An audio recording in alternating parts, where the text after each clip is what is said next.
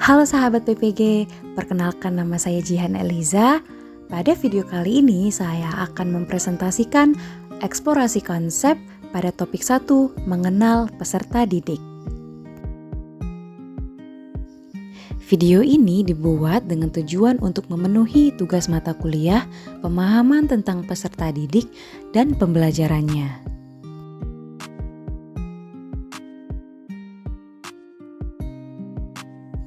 Sebelumnya, saya telah membuat mind map untuk eksplorasi konsep di topik 1, mengenal peserta didik ini.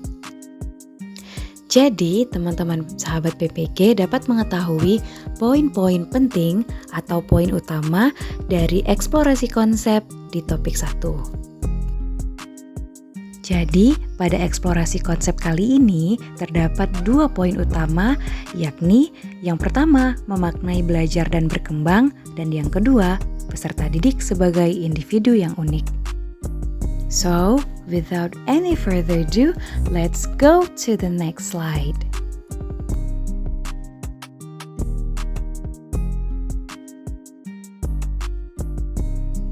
Belajar dapat didefinisikan sebagai perubahan tingkah laku atau tanggapan yang diperoleh dari pengalaman. Di ruang kelas, proses pembelajaran terjadi ketika seorang individu menunjukkan perubahan perilaku sebagai hasil dari pengalaman belajar yang diperoleh.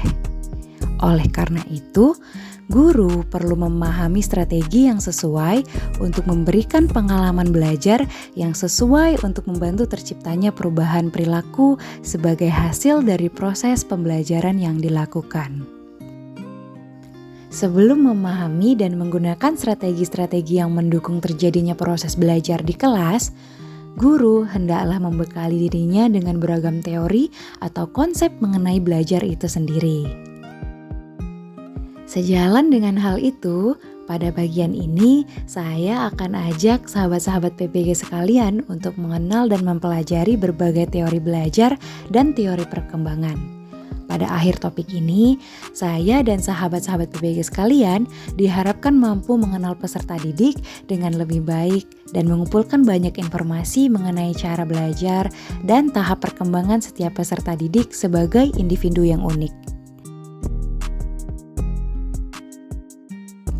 Teori belajar.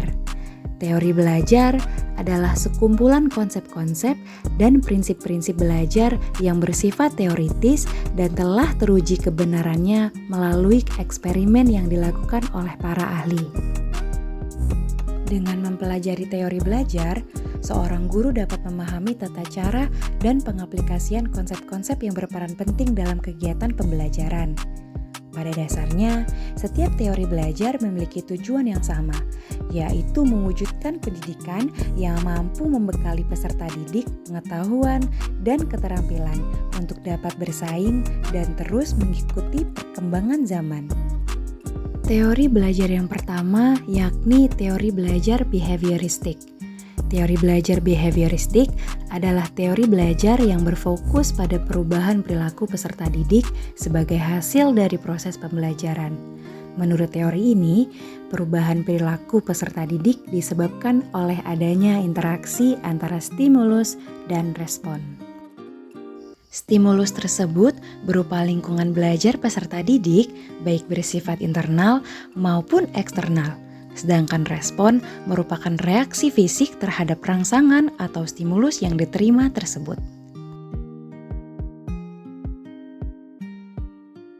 Ciri-ciri dari teori behavioristik yang pertama, mementingkan pengaruh lingkungan. Yang kedua, mementingkan bagian-bagian atau elementalistik. Yang ketiga, mementingkan peranan aksi. Yang keempat, mengutamakan mekanisme terbentuknya hasil belajar melalui prosedur stimulus respon. Yang kelima, mementingkan peranan kemampuan yang sudah terbentuk sebelumnya. Ciri selanjutnya yaitu mementingkan pembentukan kebiasaan melalui latihan dan pengulangan, dan yang selanjutnya memunculkan perilaku yang diinginkan sebagai hasil dari proses belajar. Kelebihan teori behavioristik Yang pertama, teori behavioristik mampu mengganti stimulus yang satu dengan stimulus yang lainnya dan seterusnya sampai respons yang diinginkan muncul. Yang kedua, teori behavioristik mampu membantu guru mengembangkan keterampilan belajar peserta didik yang meliputi berfokus pada kecepatan, spontanitas, dan daya tahan melalui praktik dan pembiasaan. Teori behavioristik mampu membentuk suatu perilaku yang diinginkan dengan pengkondisian yang dilakukan. Teori behavioristik mampu mengoptimalkan bakat dan kecerdasan peserta didik yang sudah terbentuk sebelumnya melalui kegiatan pengulangan dan pelatihan yang berkesinambungan. Menurut teori belajar behavioristik, kegiatan pengulangan dan pelatihan tersebut berfungsi sebagai proses penguatan untuk mengoptimalkan kemampuan peserta didik agar semakin terampil. Kelebihan lainnya dari teori belajar behavioristik adalah mampu menghasilkan suatu perilaku yang bersifat konsisten terhadap bidang tertentu. Hal ini dapat dicapai dengan menyusun materi ajar secara hierarkis dalam membentuk bagian-bagian kecil dari yang sederhana sampai yang kompleks. Teori behavioristik juga dapat diterapkan untuk anak yang masih membutuhkan dominasi peran orang dewasa, memerlukan pengulangan dan pembiasaan, berada pada tahapan suka meniru, dan membutuhkan bentuk-bentuk penghargaan langsung. Tentu saja hal ini dapat merujuk pada tahapan perkembangan dan kesiapan belajar anak. Kekurangan teori belajar behavioristik. Yang pertama, teori belajar behavioristik cenderung membatasi kreativitas, produktivitas, dan imajinasi peserta didik. Yang kedua, teori belajar behavioristik bersifat teacher-centered atau hanya berpusat pada guru. Peserta didik bersifat pasif karena hanya mengikuti instruksi-instruksi yang diberikan oleh guru. Kekurangan selanjutnya, teori belajar behavioristik membuat pembelajaran menjadi cenderung monoton karena proses belajar yang berfokus ada pengulangan untuk membentuk kebiasaan belajar. Contoh penerapan teori belajar behavioristik di kelas yaitu yang pertama, guru menyusun materi atau bahan ajar secara lengkap, mulai dari materi sederhana sampai kompleks. Yang kedua, guru lebih cenderung lebih mendominasi kegiatan pembelajaran dengan memberikan banyak instruksi selama mengajar. Selanjutnya, guru memberikan banyak sekali pengulangan pembelajaran berupa latihan agar terbentuk perilaku atau pembiasaan seperti yang diinginkan. Yang keempat, guru akan melakukan evaluasi berdasarkan perilaku yang terlihat. Guru dituntut untuk memiliki kemampuan memberikan penguatan atau reinforcement baik dari sisi positif dan negatif.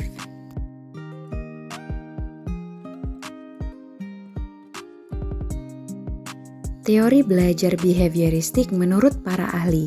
Yang pertama dari Bruce Frederick Skinner.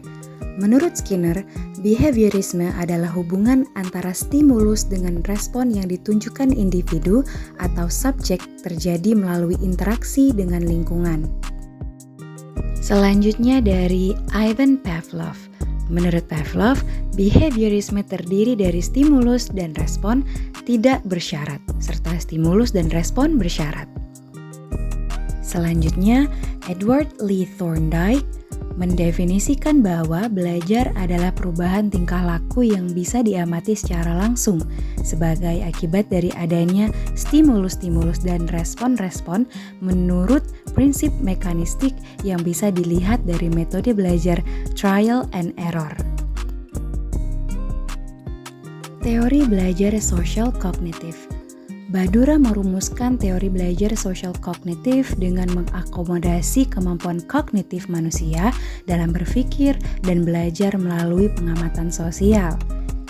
Menurut gambar di atas, menjelaskan bahwa perilaku kognitif dan lingkungan saling berinteraksi untuk mempengaruhi pembelajaran. Faktor lingkungan mempengaruhi perilaku dan sebaliknya. Faktor kognitif mempengaruhi perilaku dan sebaliknya, serta faktor lingkungan mempengaruhi kognitif dan juga sebaliknya.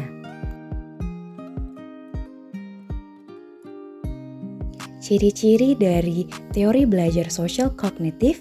Yang pertama, teori sosial kognitif meyakini bahwa fokus utama pembelajaran adalah pengamatan dan peniruan. Yang kedua, teori sosial kognitif melibatkan berbagai proses pembelajaran yang meliputi memperhatikan, mengingat, dan meniru tingkah laku atau timbal balik yang sesuai, diakhiri dengan respon rangsangan positif. Yang ketiga, teori sosial kognitif beranggapan bahwa peserta didik dapat meniru suatu kemampuan atau perilaku dari kejadian yang dialami orang lain atau dari hal yang diperagakan oleh guru sebagai model. Selanjutnya, teori sosial kognitif menjelaskan bahwa peserta didik akan memperoleh kemampuan jika mendapatkan kepuasan dan respon rangsangan yang positif. Yang terakhir, teori sosial kognitif memahami bahwa tingkah laku model bisa dipelajari melalui bahasa, teladan, nilai, dan lain-lain.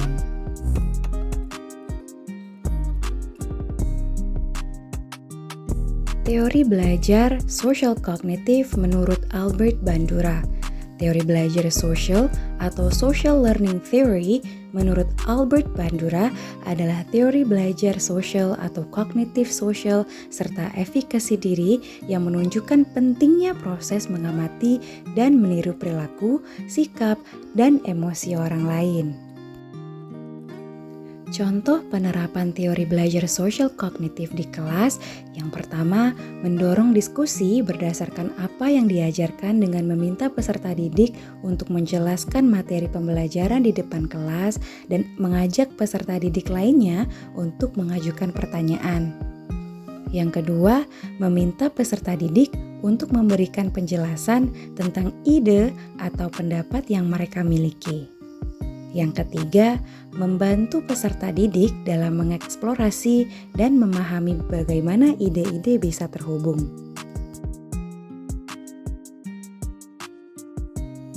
Teori belajar konstruktivisme.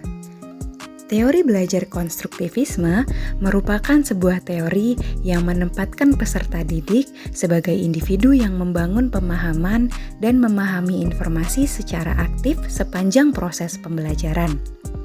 Dalam sudut pandang ilmu psikologi, konstruktivisme dikenal sebagai pendekatan yang memandang bahwa setiap individu dapat membangun pemahaman serta pengetahuan mereka sendiri melalui berbagai pengalaman yang telah dimilikinya.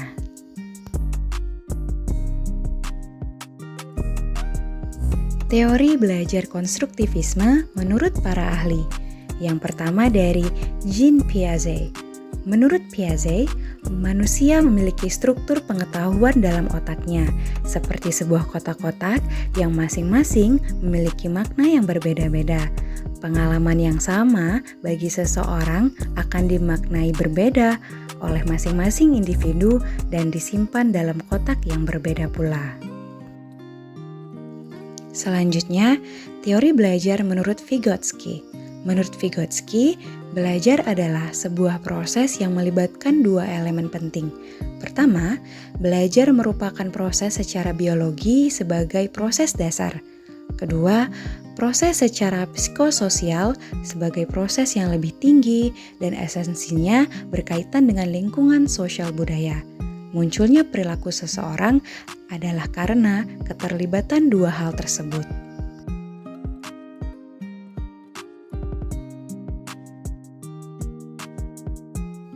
Contoh penerapan teori belajar konstruktivisme di dalam kelas. Contohnya seperti mendorong kemandirian dan inisiatif peserta didik dalam belajar. Dengan menghargai gagasan atau pemikiran peserta didik, serta mendorong peserta didik berpikir mandiri, berarti guru telah membantu peserta didik menemukan identitas intelektual mereka. Para peserta didik yang merumpuskan pertanyaan-pertanyaan dan kemudian menganalisis serta menjawabnya berarti telah mengembangkan tanggung jawab terhadap proses belajar mereka sendiri serta menjadi pemecah masalah atau problem solvers.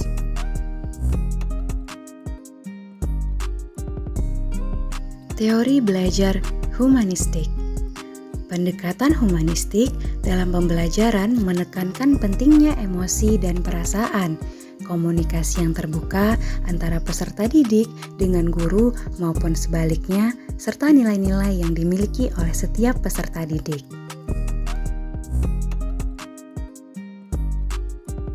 Teori belajar humanistik menurut para ahli. Yang pertama dari Abraham Maslow. Menurut Maslow, hal terpenting dalam pembelajaran adalah proses untuk mengenal diri sendiri dengan baik. Bagaimana kita menjadi diri sendiri di dalam prosesnya dan menemukan potensi diri yang bisa kita kembangkan. Selanjutnya dari Carl Rogers. Teori belajar yang dikembangkan oleh Carl Rogers menekankan pada pendekatan humanistik, di mana peserta didik dipandang sebagai individu yang aktif, memiliki potensi, dan mampu mengarahkan diri sendiri dalam proses belajar.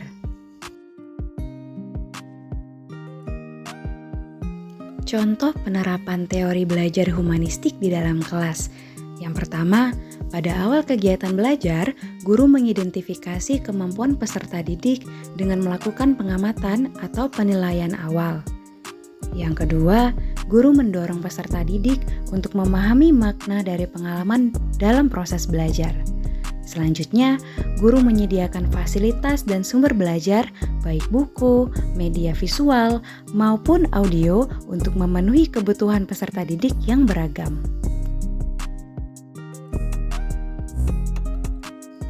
Teori perkembangan. Perkembangan merupakan proses perubahan dalam pertumbuhan pada suatu waktu sebagai fungsi kematangan dan interaksi dengan lingkungannya. Perkembangan secara keseluruhan mengikuti periodisasi yang teratur dimulai dari masa pranatal, masa bayi, masa kanak-kanak, masa remaja, dan masa dewasa yang diikuti tahun perkembangan kemampuan fungsi fisik sebagai akibat dari proses kematangan. Perkembangan fisik. Perkembangan fisik terbagi menjadi 4 tahapan. Yang pertama, masa bayi. Kematangan fisik pada masa bayi terlebih dahulu pada bagian kepala dan berlanjut pada bagian tubuh lainnya. Masa bayi mempunyai gerakan spontan atau refleks yang mendominasi gerakan yang terus-menerus berkembang. Yang kedua, masa kanak-kanak. Perkembangan ini berlangsung dari usia 6 tahun saat individu mulai masuk ke sekolah dasar. Individu mulai menunjukkan perubahan terhadap pola kehidupannya dalam sikap, nilai, dan perilaku. Pada masa ini, pertumbuhan dan perkembangannya lambat dan relatif sama sampai menjelang masa pubertas. Pada masa ini, individu sudah mulai tertarik dengan lingkungan sekolah.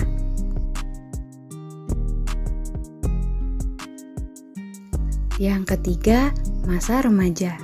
Pada tahap ini, perubahan fisik tampak berkembang dengan pesat. Hal ini terjadi karena perubahan fisik merupakan gejala primer yang membuat organisme secara matang mampu bereproduksi. Gejala primer ditandai oleh perubahan postur tubuh serta percepatan pertumbuhan tinggi badan yang diiringi dengan berat badan. Lalu yang keempat yaitu masa dewasa. Penampilan fisik pada masa dewasa sudah semakin matang sehingga siap untuk melakukan tugas-tugas seperti orang dewasa lainnya. Misalnya bekerja, menikah, dan memiliki anak. Perkembangan sosial emosional. Dalam perkembangan sosial emosional terdapat 2 teori penting. Yang pertama, teori ekologi Bronfenbrenner. Bronfenbrenner mengungkapkan bahwa perkembangan manusia dipengaruhi oleh konteks lingkungan, hubungan timbal balik antara individu dengan lingkungannya yang akan membentuk tingkah laku individu tersebut. Selanjutnya, teori perkembangan rentang hidup Erikson. Teori Erik Erikson memandang perkembangan kehidupan masyarakat secara bertahap atau rentang hidup. Terdapat 8 tahap perkembangan yang harus dilalui individu sepanjang rentang hidupnya. Tahapan-tahapan tersebut dimulai dari infant, lalu selanjutnya ke toddler, selanjutnya ke preschooler, selanjutnya ke school ager, lalu ke adolescent, lalu ke young adult, lalu ke middle age, dan yang terakhir older adult. Perkembangan kognitif. Pada perkembangan kognitif terdapat 4 tahapan. Yang pertama, sensori motorik dari saat lahir sampai berumur 2 tahun. Pada tahap ini, bayi membangun pemahaman tentang dunia dengan mengkoordinasikan pengalaman sensorik mereka, seperti melihat dan mendengar, dengan tindakan motorik mereka mencapai dan menyentuh. Tahapan selanjutnya yaitu praoperasional di umur 2 tahun sampai 7 tahun. Pada tahapan ini, anak telah menunjukkan aktivitas kognitif dalam menghadapi berbagai hal di luar dirinya. Meskipun kemampuan berpikirnya masih belum mempunyai sistem yang terorganisasi dengan baik, namun anak sudah mampu memahami realitas di lingkungan dengan menggunakan tanda-tanda dan simbol. Tahapan selanjutnya yaitu operasional konkret pada umur 7 tahun sampai 11 tahun. Pada tahap ini, anak-anak telah menunjukkan penalaran yang logis dan konkret. Umumnya, sebagian besar anak yang berada pada tahapan ini sudah memiliki kemampuan untuk mempertahankan ingatan tentang ukuran, panjang, atau jumlah benda cair. Dan yang terakhir, tahapan operasional formal pada usia 11 tahun hingga 15 tahun. Pada tahap operasional formal, anak telah mampu berpikir secara abstrak dan mengembangkan hipotesis dengan logis. Berbekal kemampuannya tersebut, anak mampu memecahkan masalah dan membentuk argumen dengan kemampuan operasionalnya berkembang semakin kompleks. Perkembangan moral. Lawrence Kohlberg menekankan bahwa perkembangan moral merupakan penalaran moral yang terjadi secara bertahap atau bertingkat. Kohlberg membagi perkembangan moral menjadi 3 tingkatan yang tersusun atas 6 tahapan seperti yang bisa kita lihat di samping kanan kita. Tahapan yang pertama pada tingkat 1 merupakan prakonvensional, tahap 1 orientasi hukuman dan ketaatan, tahap 2 individualisme dan tujuan. Pada tingkat 2 konvensional, tahap 3 norma-norma interpersonal, tahap 4 moral sistem sosial. Dan tingkat 3 pasca konvensional, tahap 5 hak-hak masyarakat versus hak-hak individual. Lalu tahap yang terakhir, tahap ke-6 prinsip-prinsip etik universal. Peserta didik sebagai individu yang unik. Hal tersebut dikarenakan setiap peserta didik mempunyai ciri, tabiat, watak, dan kebiasaan yang berbeda-beda. Karakter peserta didik harus menjadi perhatian dan pijakan pendidik dalam melakukan seluruh aktivitas pembelajaran. Karakter peserta didik meliputi etnik, kultural, status sosial, minat, perkembangan kognitif, kemampuan awal, gaya belajar, motivasi, perkembangan emosi, perkembangan sosial, perkembangan moral, serta perkembangan motorik.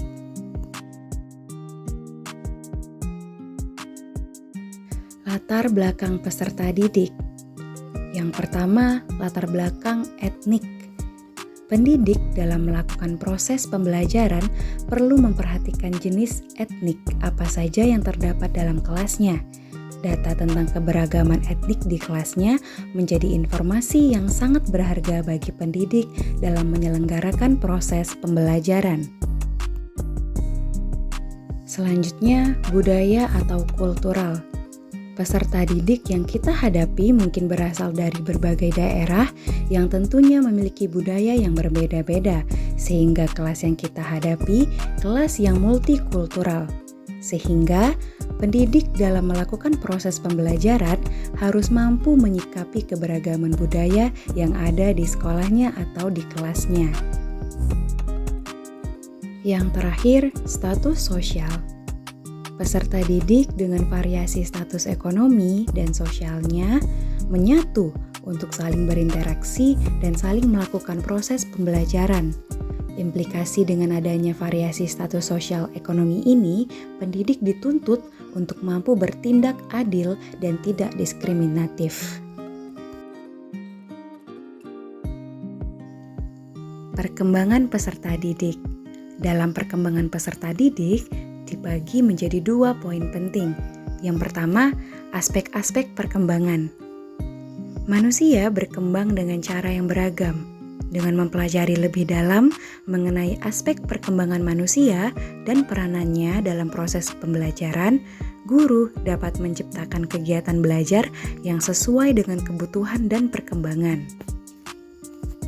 Selanjutnya, kemampuan awal. Pengetahuan dan keterampilan yang harus dimiliki terlebih dahulu maksudnya adalah pengetahuan atau keterampilan yang lebih rendah dari apa yang akan dipelajari. Kemampuan yang lebih rendah itulah sebagai kemampuan awalnya atau yang biasa disebut dengan entry behavior.